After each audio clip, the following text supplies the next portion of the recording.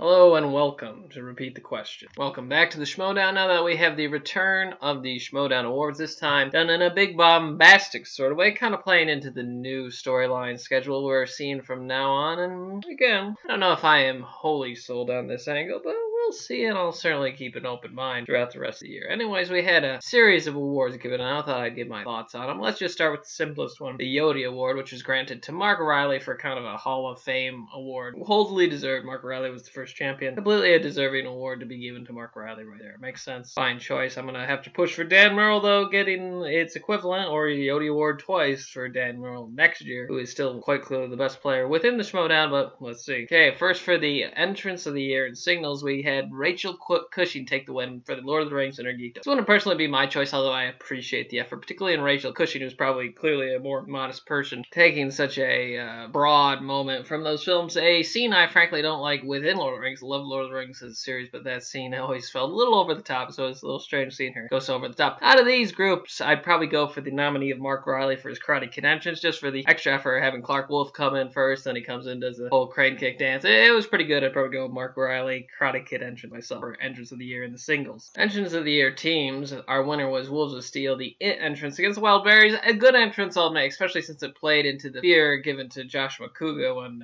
Mark Riley came out as Pennywise. That is a worthy choice by every means. However, it seems almost a slap in the face to 6 Degrees for the amount of effort they put into every match. They got 2 nominations in American Psycho entrance and their Poison Ivy Catwoman entrance. I'd probably go for either of those 2 for the overall winner myself. Probably the American Psycho one, just for the effort they put in every time. Almost seems like a little bit of a dig not to give them the win there. Anyways, Wolves of Steel was a good entrance though, so I'm not too upset about that. In terms of Inner Geekdom / Star Wars Play of the Year, we had Jason Inman take the win. Obviously, Jason Inman probably would be he'd probably have no losses if it wasn't for the flawed system of the early 5-ways. And so Jason Inman continues his victory. I don't really think anybody else really he could put up on the same pedestal as him in that sort of plane. I mean, Sam Witwer as a Star Wars player, but again, Jason Inman in overall Inner Geekdom clearly is the best player there. I'm sure he's going to keep the belt unless some new really great contender shows up sometime soon. For Manager of the Year, Tom Dagnino rightfully won in that he's merely the most entertaining manager by far without question. As shown in these, the awards themselves with Dagnino's hilarious speeches he gives, and frankly, Dagnino is one of the most entertaining figures in the Schmoedown, and after all, he's the guy who created basically the whole manager persona within the Schmoedown, so he should take the win, easily took the win. For Comeback Player of the Year, we had JT, of course, take it. I don't think anybody was gonna second guess this. JT in 2016 clearly was not having a great year. 2017, though, was a whole new JT. Basically, he won almost all his matches. He still had 2 losses, but his team's records combined with his improvements and signals, though, makes this an easy choice for Comeback Play of the Year. So JT should win that, even though he himself denies it, believing himself to always be great, although maybe he should watch his old matches from 2016. For Moment of the Year, this was an obvious choice. Mark Andreyko clears the table at the free-for-all. That was easily the best moment. Not a hint of scriptedness in it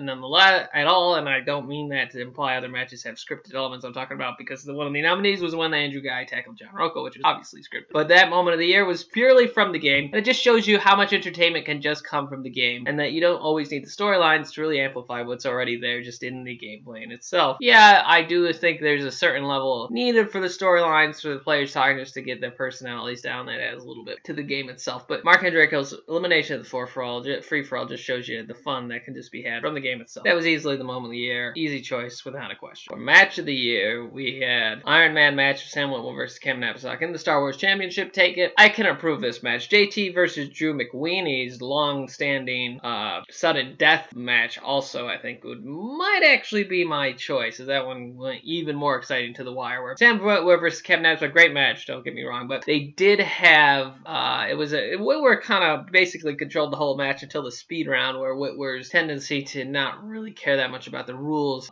took the win away from him. So I'd probably opt for JT versus Drew McWeeney, but a fine match nonetheless. Rookie of the Year, easy choice in Rachel Cushing. The other rookies just haven't played enough for them to really make the impression they need to, or they were denied their rightful places, probably team champion in Jim Vavda or however you say his name, because, you know, clammy hands. Come on, that guy clearly probably should be a team champ right now. But anyways, rookie of the year, Rachel Cushing, no question about that. But really, there wasn't that many rookies last year. Not to dismiss her helps by any means within the league, but you know, clear choice there. Rookie team of the year, above the line without question. They almost took championship, so close to taking the championship. Only a certain Titan-related question twice in the match defeated them. Again, though, 1 point within the 5 point, 1 point from the 5 point is what caused their loss. That is not a great way to go out, but above the line, prove themselves to be a great team. I hope when they play again, they don't fall into the same way Team Trek fell into top 10. Did a little bit where suddenly they kind of lose their groove, and then they lose a second loss, kind of taking away their whole thunder. Hopefully, they bounce right back with their next game and win again and just get right back in there, because if they play the Patriots again with the right confidence level, they could beat them. So yeah, above the line, easily the only choice for rookie team of the year. Okay, upset of the year. Late to the party beats critically acclaimed. I don't think I'd quite go with this one, because critically acclaimed was hyped up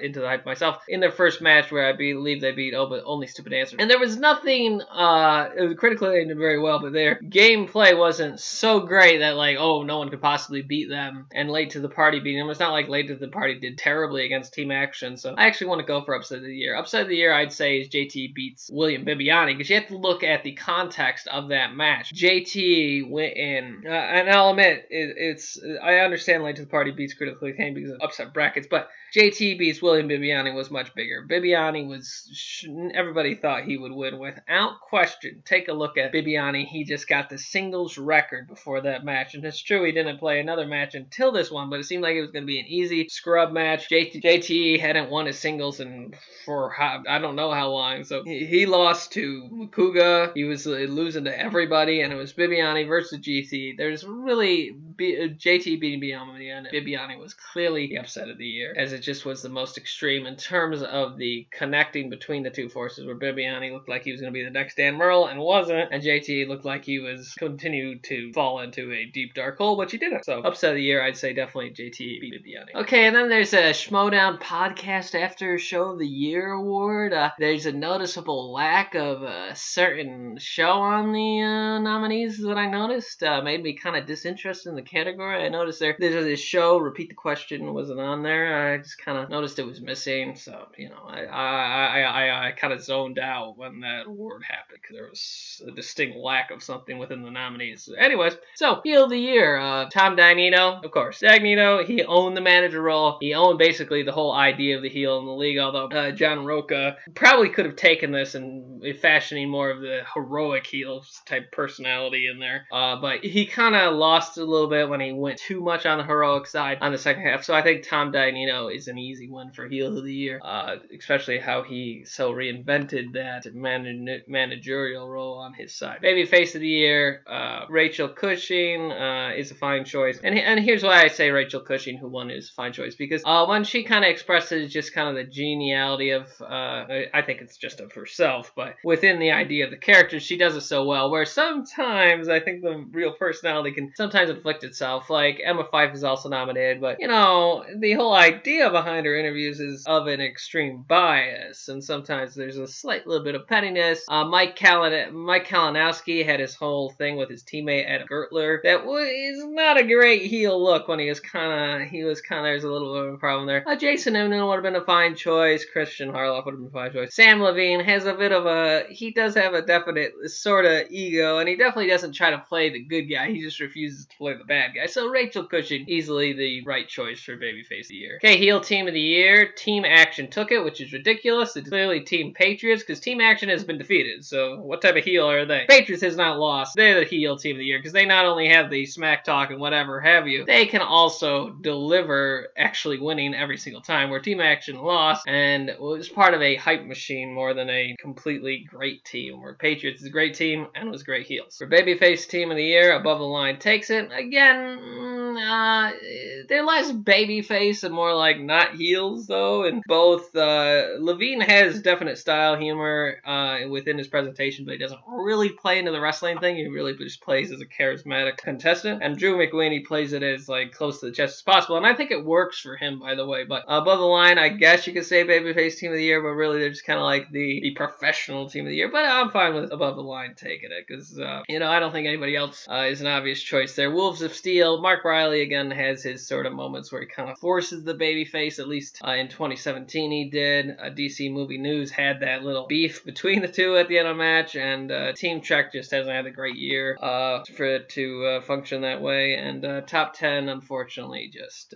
is kind of was in the process of refining its function. And Team of the Year, again, there was no need for nominees. As the Patriots, they just keep winning, they just keep winning, they just keep winning. They can't deny the Patriots are doing great, and they are easily Team of the Year. Singles Play of the Year. Now, here's one that was interesting because there wasn't anybody who had a definite undefeated kind of streak here. Everybody had a match that wasn't quite great. Sam Levine lost to Mark Riley. JT lost to Sam Levine. Rachel Cushing lost to Sam Levine. John Roca lost to Sam Levine, although in a somewhat technical issue. Christian Narloff had his loss to Sam Levine. Mark Riley, so I say Sam Levine does take it due to the fact of just all the people he beat, although he took a loss too. I would say a missing name here is Dan Murrell, because even though he lost against Christian Harloff and he lost against Roca, he still did perform the best in the free-for-all out of anybody. He won the belt back, and then he defended the belt back in the same day. I think Dan Murrell definitely deserved a spot in the Single Play of the Year. I think maybe you could still say Sam Levine should take the overall. However, Dan Murrell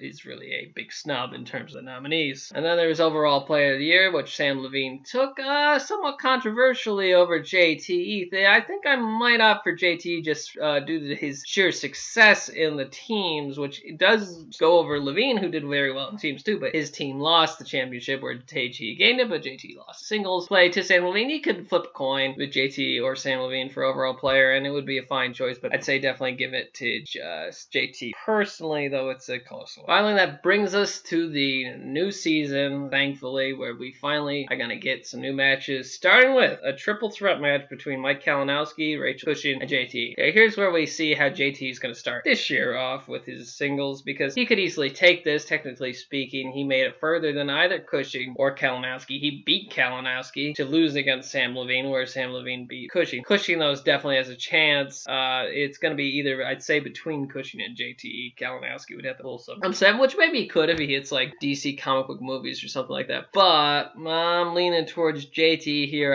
as long as he's in the right mind space. I could see him having the drive to finally be the one guy who does get all the belts at the same time. So I say JT takes it, but Cushing upset is very close. It's going to be a close match either way. Hopefully, it start off the Schmoedown season properly, and we get a great new season of entertaining matches. That's it for Repeat the Question today. Thank you for listening.